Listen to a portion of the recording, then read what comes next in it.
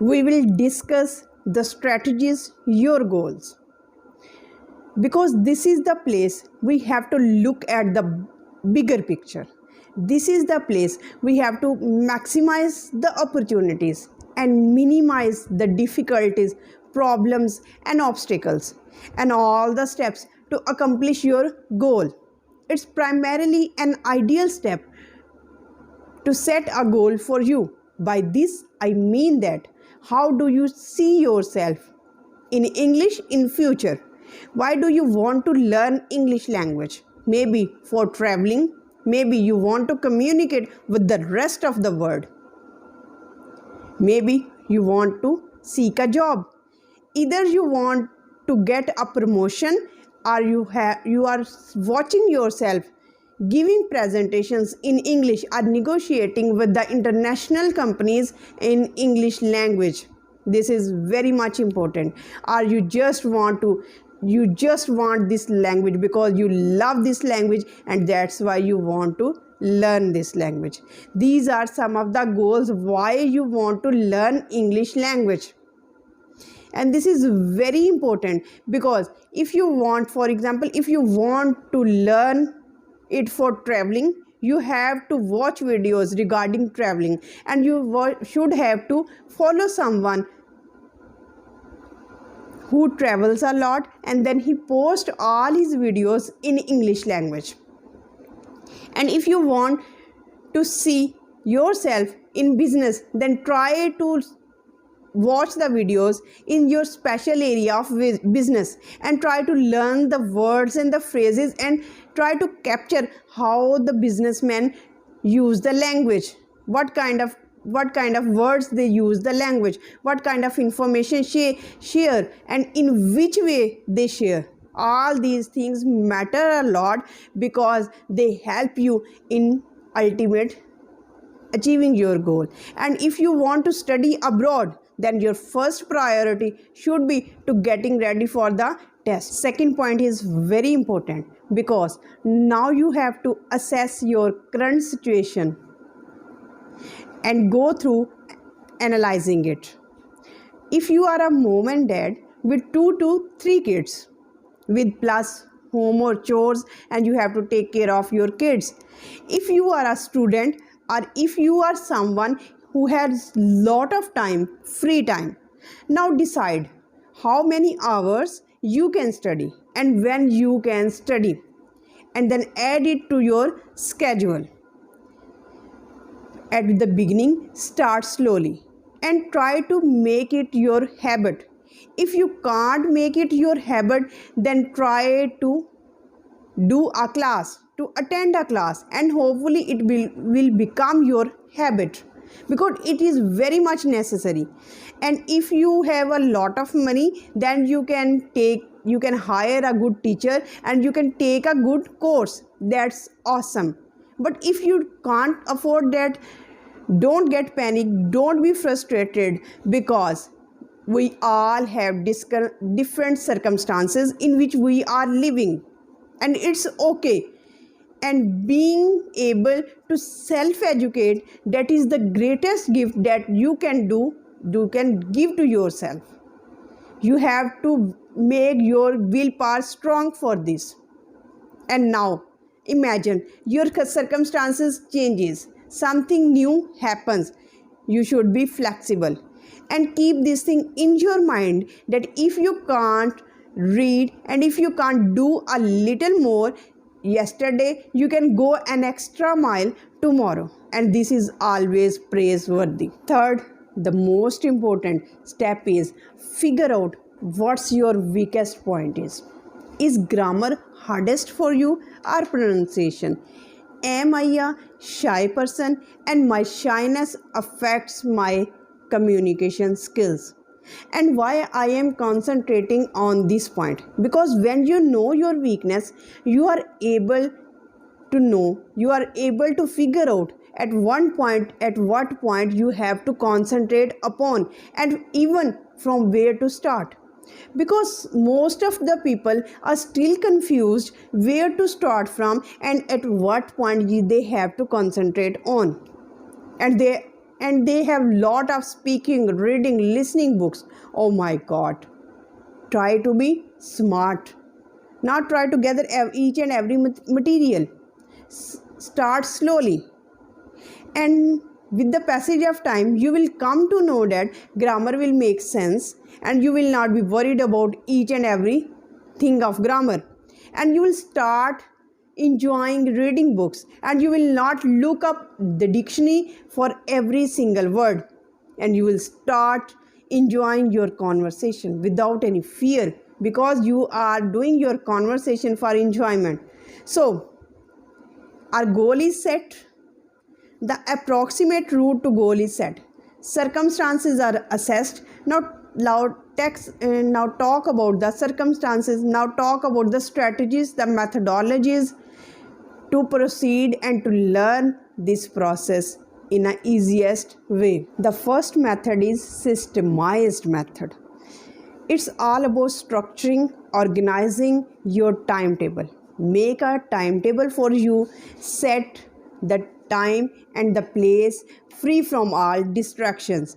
Have a pencil and notebook and book with you so that you can write down any new word, any new expression which you hear from the videos or while reading the book. This is very much important because this systemized method will help you to schedule your routine. For example, if you are free on Friday 1 hour, you can fix this free 1 hour Friday time for your grammar. You can take up the present tense and you can work on it. After working, you can explain to it to yourself.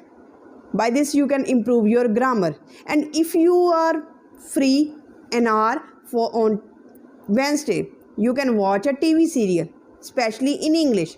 And after watching the TV serial, just switch off the TV and then go straight to the mirror and explain what you have just listened in English. This will immensely help you to improve your English language. Second method is immersion. Remember one thing. When you try to quit, you should fight, because the moment you want to give up, it is the moment your breakthrough. And here you have to play a trick with your mind. Yes, imagine you are thrust into an English speaking country where you have no choice, where all you listen, all that you hear, all that you read, all that you speak, that is all in English, and you have no choice at all. And you want to have friends, you want to be social, you want to find a job, you want to be respected, all the things in your mind. And keep this thing in your mind that you are living an English speaking country.